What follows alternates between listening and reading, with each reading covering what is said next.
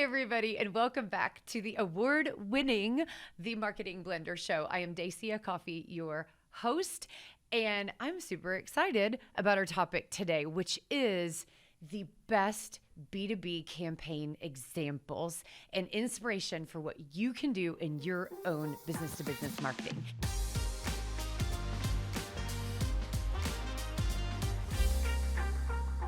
No, the reason I'm super excited about this is because number one, I love to steal ideas, steal like an artist, like that book.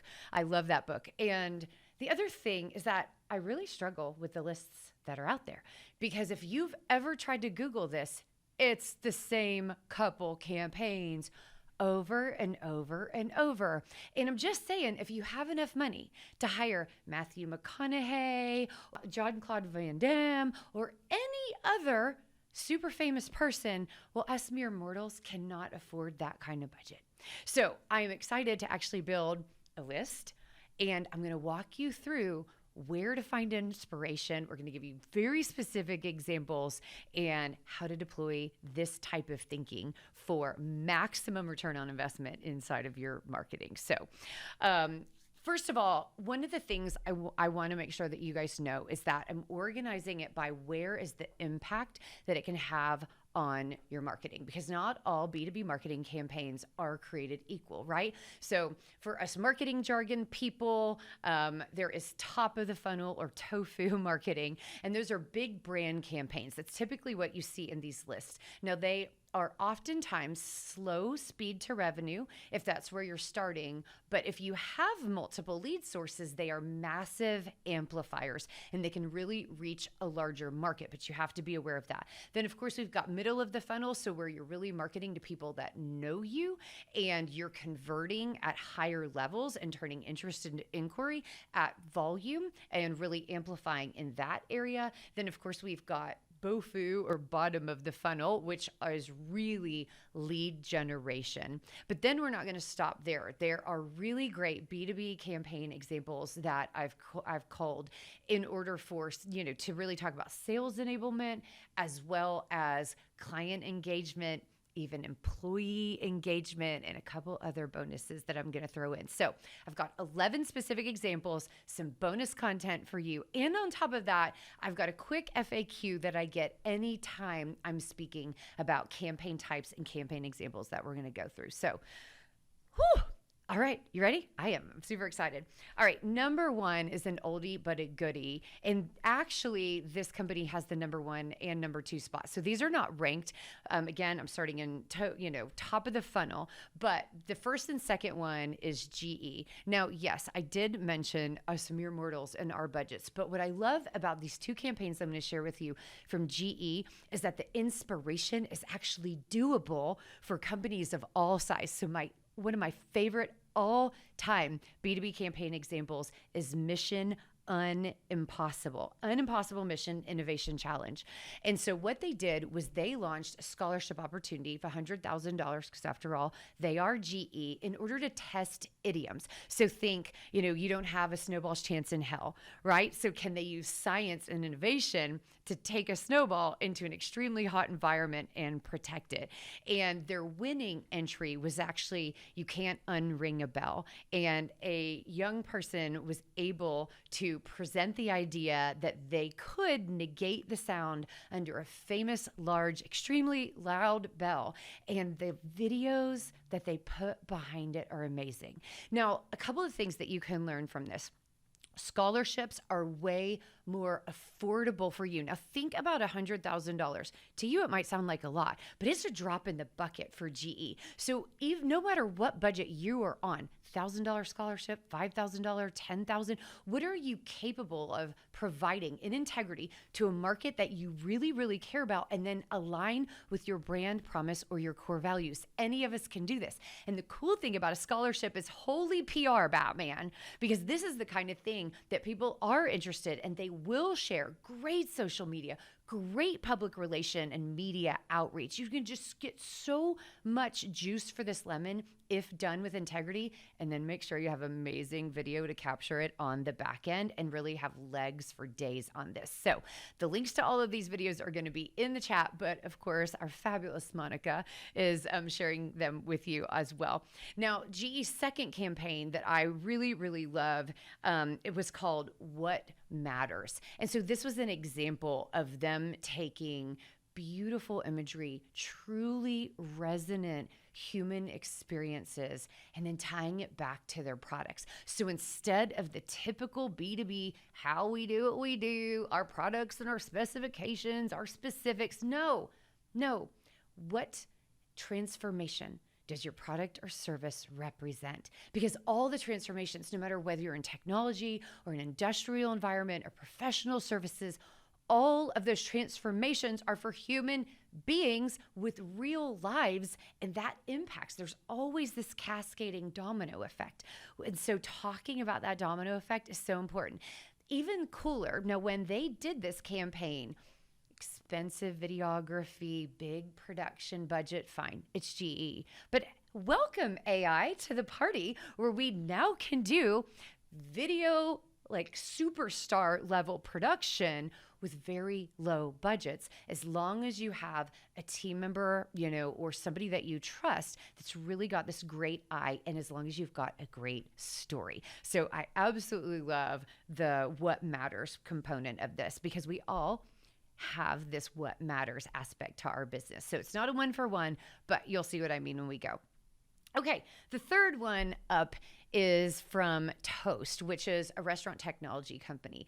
And I love this because it really reinforces the idea that being good to other people, good to your industry, just good human beings is really good for business. And so they were actually, during COVID, the originators of the hashtag Rally for Restaurants, social media grassroots campaign, so all of the things encouraging people to do takeout, and they had so much support for their restaurant clients. Now, yes, they were in danger and the restaurants were in danger during COVID, the COVID shutdowns, but what they did was really something that came from a high level of integrity. They were able to steward their knowledge and give ideas, restaurants ideas for how to stay above water, and then also ideas to the public about how to support their favorite local businesses. So I loved the hashtag Rally for Restaurants. There, if you dive into it, it's very easy to Google what they did. And so there's some really great resources on the full campaign ecosystem and structure that they did, but it was really, really done well. And I love the idea that being good is good for business. And there's so many campaigns like that out there. Okay, number 4. I know this is, again, another big budget, but you don't need their budget to be able to do this nowadays. So Amazon's business aspect did one called Rome in a Day. So they took the idea of Rome wasn't designed in a day, and then they did this really funny, clever video about how, well, if they had ordered on Amazon, they could have built Rome in a day. And I really love this thinking. And here's what's available to you.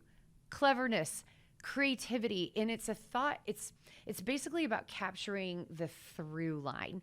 So if your through line, and you're going to see some examples throughout this list, if your through line is speed, what are all the different ways that you could tell the story of speed? Just like GE, if your through line is innovation, what are all the whimsical, interesting, clever ways? What are all the different wrappings that you can put around innovation? If you distill down your brand promise or your value proposition down to something very, very simple, what are all the clever ways that you can do that? And so I love the idea about making a simple through line and then allowing that simplicity to unleash your creativity. And it is one of my very favorite examples on using something clever and available to all of us in order to maximize your theme. So I love this idea.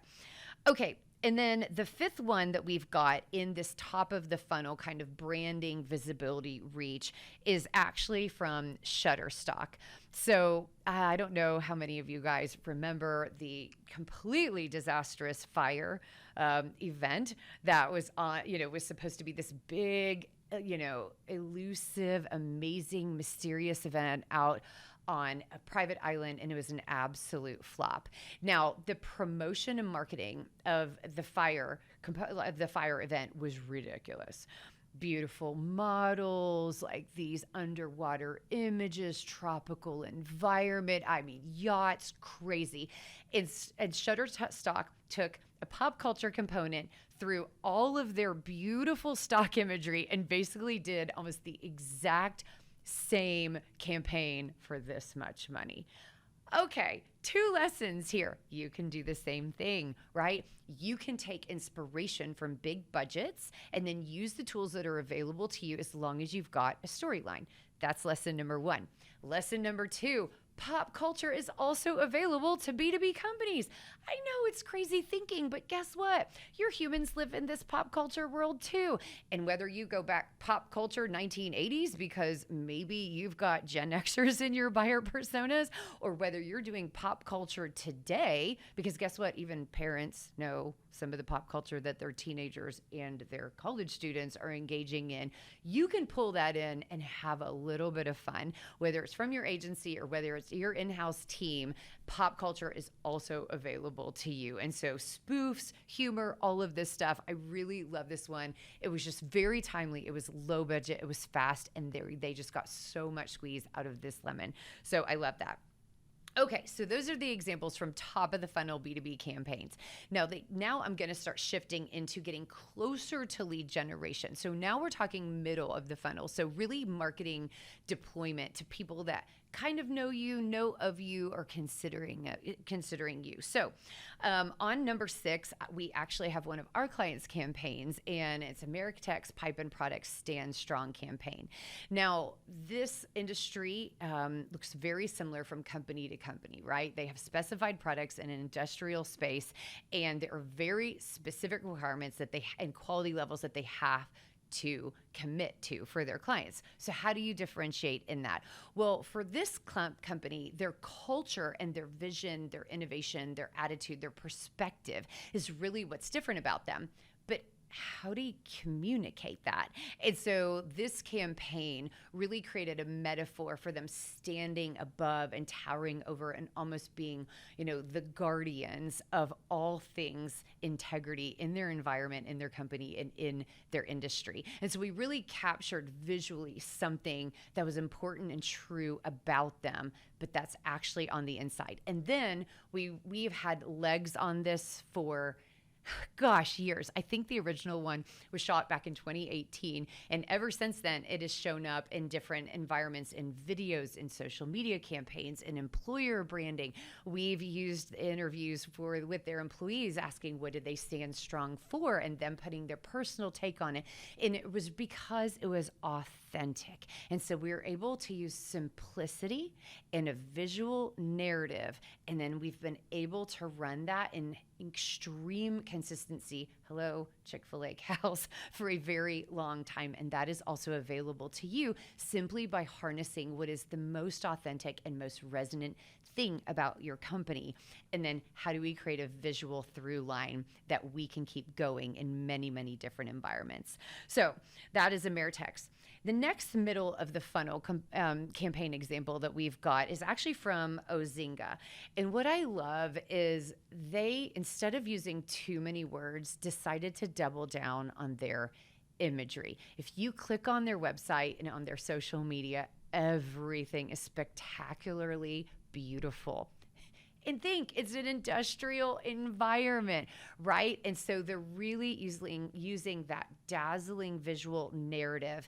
And without reading the words, you very quickly intuit exactly what Ozinga stands for and what they believe and the perspective, and pay attention to the camera angles of this on their campaigns, the perspective in which they position themselves in the world and what they believe about the world that they serve. So very cool. In addition, they're doubling down on very B2C and popular components. And so they've got a really cool podcast out there called Set in Stone. And so they're getting influencers and very interesting people that are not just industry experts. It's showing again the place that they hold in the world. And so they're engaging in interesting conversations and not being limited by their product and their service offerings. So bravo to them. Love, love, love seeing this. Okay. And then the eighth one for the middle of funnel is actually from Adobe. So yes, I know, larger budgets. However, again, this is the type of thing that is available to all of us. So they are actually the owners of CMO.com. And if you look at this website, it's simply great content, right? And that is something that all of us can do. We all have a tendency to feel like we are limited by our domain name, limited by our company, limited by our industry, but you are not. So whether it's a perspective in the world, a perspective from a core value, faith, or purpose-driven point of view, or whether because of the scope of your product or service offerings, or even your reach, and have a lot of curated content about what's happening in an industry, you can steward that and share that. And that's a really great example of what they can do. Now, we've had other clients that have launched association websites or done websites specifically. One client did one focusing on advancing women in engineering. We're actually going to highlight that client in just a minute. But there's a lot of really interesting passion projects or passion perspectives that a company can then create a halo effect by having different domains, different perspectives, but still getting their name out there and getting deeper engagement in that middle of the funnel with the people that could eventually turn interest into inquiry. So loved that by Adobe, CMO.com. Okay, so now probably getting to the ones that some of you really want to hear about, which is where we get closer to lead generation. So bottom of the funnel B2B campaigns. So number 9 is Blitz Insurance. Yes, shamelessly, again, one of our clients. But here's the deal. Insurance companies in B2B, right? Like, we think, what's interesting under the sun? And that's what's so great. Now, I could have pulled many different examples in this space because there are some really great ones. Didn't make the list today. But what I love about Blitz is that they were very clear on their through line, which is speed. And they decided to deploy some humor and some heart in order to really clarify and to buy attention and to really engage people. And so you'll see they're taking that speed through line and they are literally matching it using AI with every interesting thing that could possibly communicate speed or the emotion that we all feel when there is a lack of speed. And it's a lot of fun.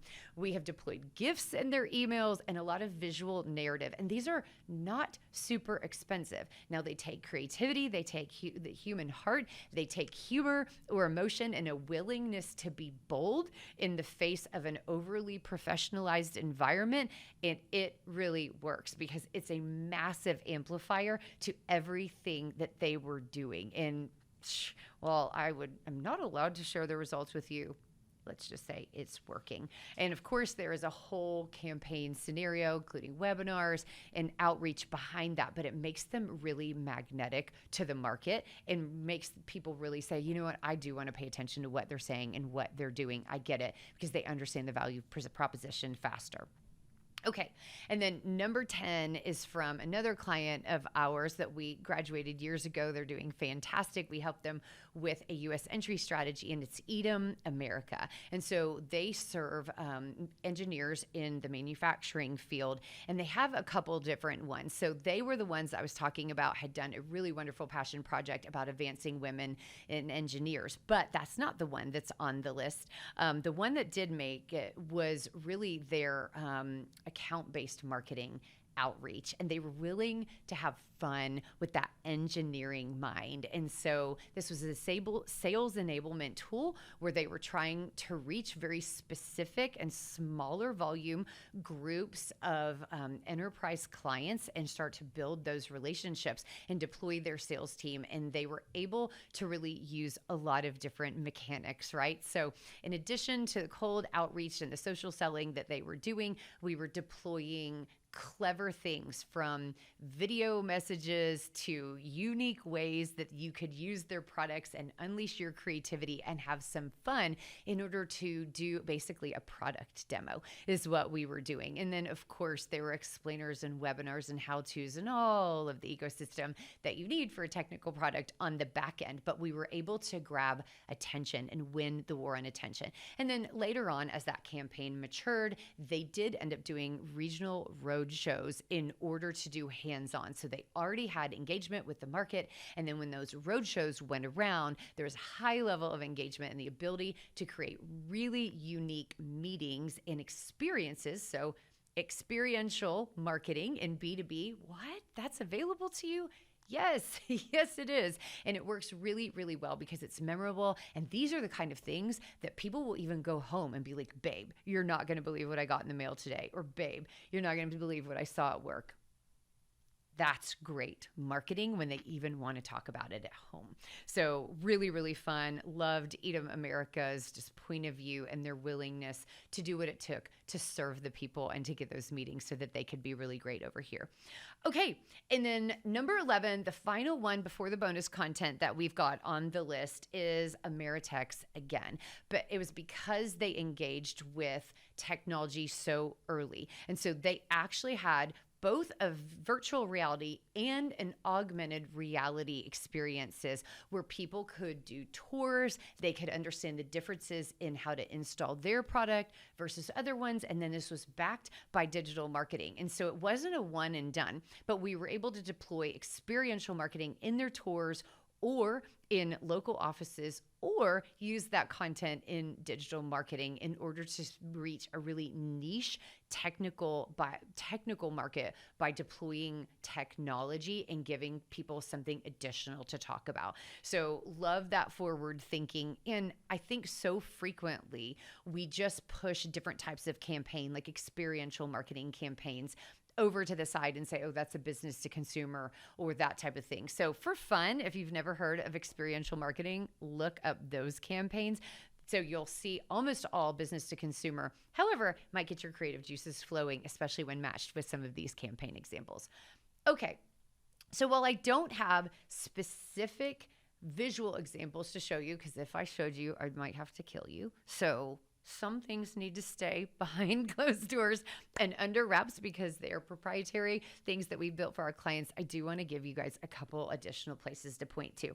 So rep engagement. So for many of you, you might have a distributed sales force, whether it is actual distributors, whether it's a contract sales force, whether it's retailers, anything like that, where you need to actually be top of mind with the people that are representing the actual transaction of revenue with the end user. They are your buyer personas.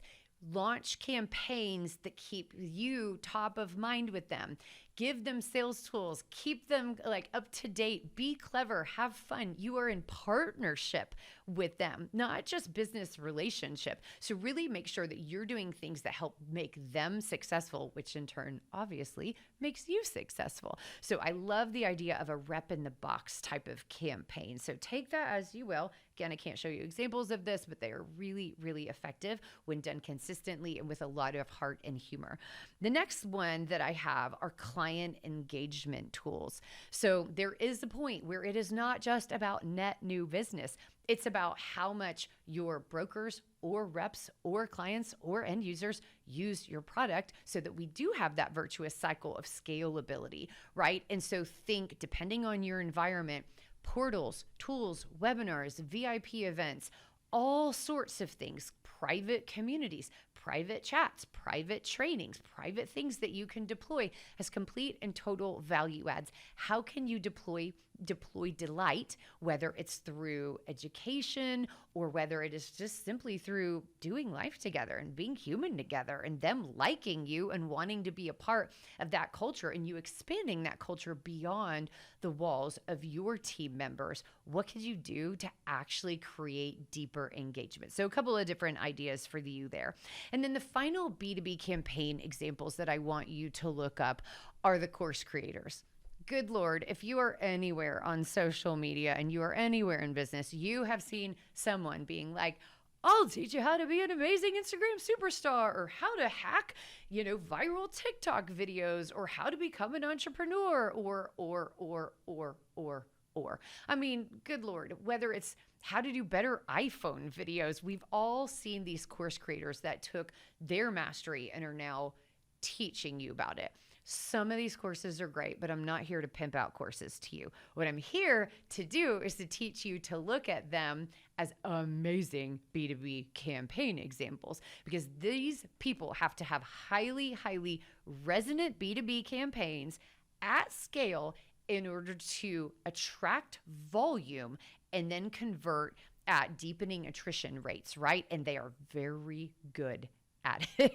So take what you like, leave the rest, but I would be remiss at not mentioning them as really fantastic and extremely relevant in modern B2B campaign examples. So like a couple just that are fun to watch that I follow: the 9 to 5 Quitters Club, very clever, been doing this for quite a while. One Peak Creative, really new and relevant. I mean, the list is so long, but definitely follow them, but pay attention to what they're doing, not just who they are and what their personality is, but think about the structure and like some of the tips that I've been sharing with you and what you can pull from them. And usually they're not on massive budgets, at least not in the beginning.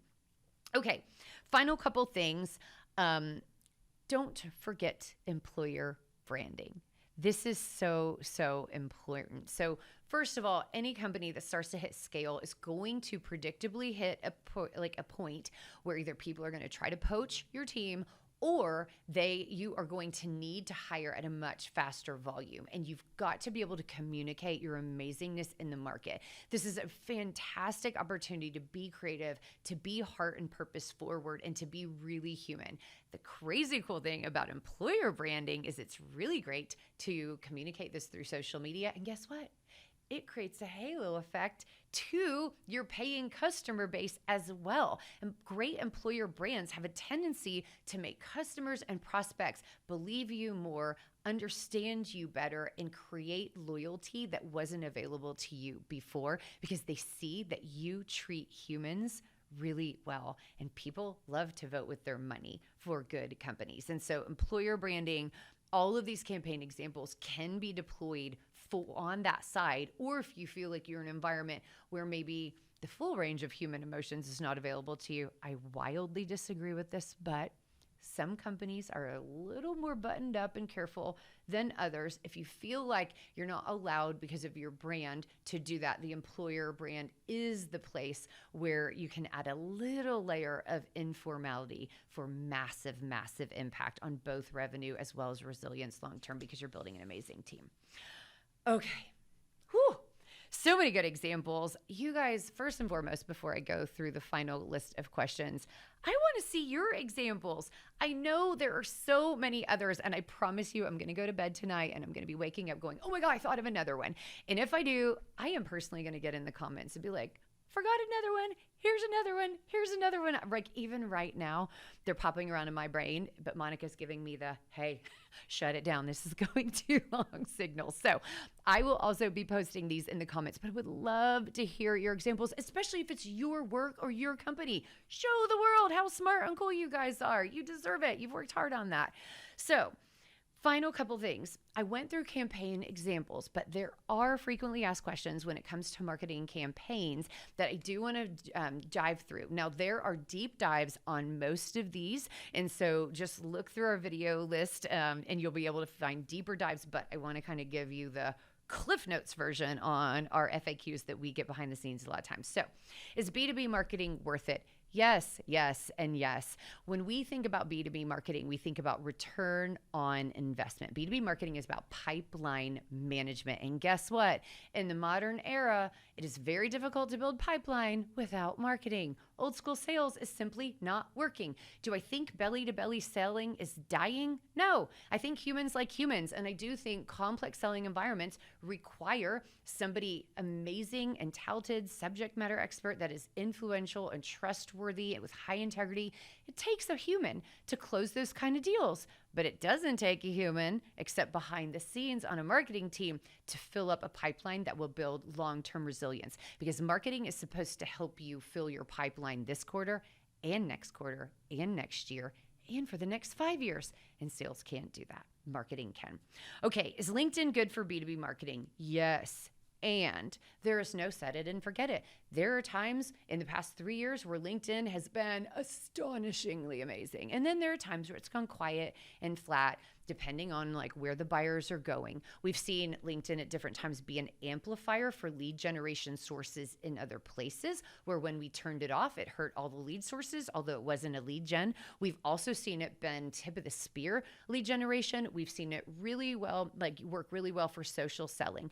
So it's not a set it and forget it. It's not a do the same thing over and over and over. But guess what? Social media is social. And guess what LinkedIn is? It's social media, right? And so you cannot think that a one-trick pony is going to work to win the war on attention forever. It's absolutely not. So stay in the game, try their different tools, have a point of view around curiosity and attention to metrics and where those outcomes might show up, because they might be in different places than you think. But LinkedIn is definitely good for business. It's not the only thing available to you, but of course it's good for business. We just have to be thoughtful.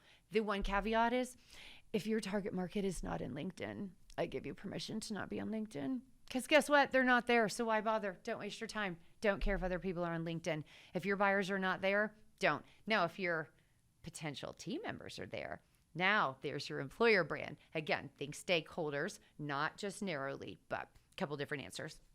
Okay, how is B2B marketing changing in 2025? Okay, I don't have time to go through all of this, so I'm going to go really rapid fire. And spoiler alert, we're about to do a 2026 video. So you're going to have way deeper dive and way more specifics, including data on that one. But email is back as long as you're an amazing copywriter. And let me be clear, AI is not an amazing copywriter unless a really talented human being wrote the copy first and had AI improve it. Never ever start outlines in AI. So email is back. Webinars are back. We are seeing really resonant experiences and long, lengthy follow-up, as long as they are, again, well-written and value creating. We are definitely seeing that work. Pay-per-click is all over the board. Hello, large language models. And so in some environments, we are seeing almost no impact on pay-per-click, and it is working just as well as it always have. And then in other environments, especially broader, more competitive environments, we are seeing pay-per-click trends just ravaged compared to their historical averages, because of what AI is doing in those environments. So pay really close attention to your data. Make sure you're testing, learning. We are starting, you should see it in the next couple of weeks, actually a specific channel inside of this channel around what we're learning on AI. So we do AI Fight Club every single week, almost every single week. And we are publishing our favorite prompts, favorite tips, things that are changing, things that we're learning. We are always eating our own dog food. So we are constantly testing everything. So when we deploy it for our clients, like, we at least have some sort of basis in reality on what's happening and not just guessing. And we are sharing that with you. So would love to hear your questions. If you have a prompt that you want us to test out or something, send it my way, because good Lord, it's exhausting trying to figure out prompt battles week after week, but that's coming your way. So of course, AI. And then the big thing in B2B, I really want to stress around what's different in B2B marketing 2025, branding. And I don't mean pretty pictures and pretty words. I mean heart forward storytelling, like the campaign examples that I've shared with you. And here's why. Brand is an amplifier across everything that you do, everything on screen and off screen. And in addition, the goal is to win the war on attention. If you are not thinking about, one, winning the war on attention, and two, tracking the data to make sure that you are getting real, attributed return on investment through your marketing, and I don't mean one social media post to one sale. I mean ecosystem and strategy where this spend equaled this outcome. Come on, guys. Come on. It's 2025. Come on. Marketing's got to grow up. And yeah, we've got lots of videos on how to help it do that. Okay. Ooh, soapbox. Oh gosh, did I just get taller? I'm sitting on my soapbox right now. Okay, final couple things. What are the best B2B marketing channels right now? It depends. Sorry, you're going to have to look at the other video because that is a way too long answer. It depends on who your buyer personas are. Depends on your competition. Depends on how big your sales team is. Depends on volume of leads. If you need a lot of volume of leads or a little volume of leads, those are totally different channels. It also depends on the speed to revenue that you need. So if you need to turn around the Titanic and get revenue generated this month or this quarter, totally different set of tactics and deployment than if we are talking how do we hit next quarter, next year, next, whatever time frame. So totally different. So it depends. Lots of other videos on this channel about that. Okay. How do you measure success in B2B marketing? Return on investment. And there's 3 different areas. First of all, direct documented attribution to revenue. There's lots, and I have a whole ROI one. It's literally a DIY version, so please go watch that, but that's the first one. So the 3 R's, revenue. The second one is reputation. Why does reputation and measuring reputation matter? Because it brings down the cost of client acquisition, right? That increases return on investment. And I already mentioned branding, which is inside of reputation, amplifies everything. So it maximizes your return on investment across your entire marketing ecosystem. And then the third one is resilience. There should be a virtuous cycle of data around why that headline, why that campaign, why that platform. Also, what is the market asking for? And are we communicating that both back to sales as well as operations to drive resilience? So that leads into the final question that we get pretty frequently around B2B campaigns. What KPIs matter the most in B2B marketing? Okay, again, it depends, but I am going to be specific. And again, doggone it, go watch that return on investment video. So let's start with revenue. Now, what comes from revenue? Win-loss ratios, right? So how many opportunities and proposals did we write? And how many of those do we win? So there's your next couple metrics. And wait, those aren't marketing metrics. No, they're not. But if you want marketing to drive revenue, then you need to have a unified team and a unified system of growth, right? So we do need all of the sales and pipeline information, so number of proposals. Then we want to skip down, how many meetings did you need? And you might not use the word meetings. You all know what I mean when we're talking first human interaction with a net new prospect. You know what that means. So there's typically a ratio, even if you have to guess, between how many discovery meetings did we get, or demos, or whatever you need to call it, site visits, whatever, to how many proposals did we write out of all of those. So there's our pipeline numbers.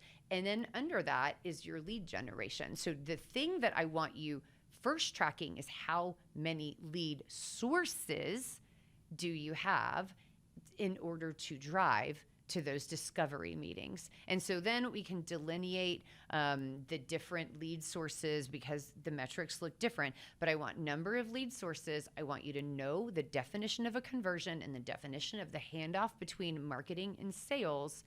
And then all visibility metrics, all the foundation of how wide and how broad and how many people know you exist, they all need to funnel back to your lead sources somehow, some way.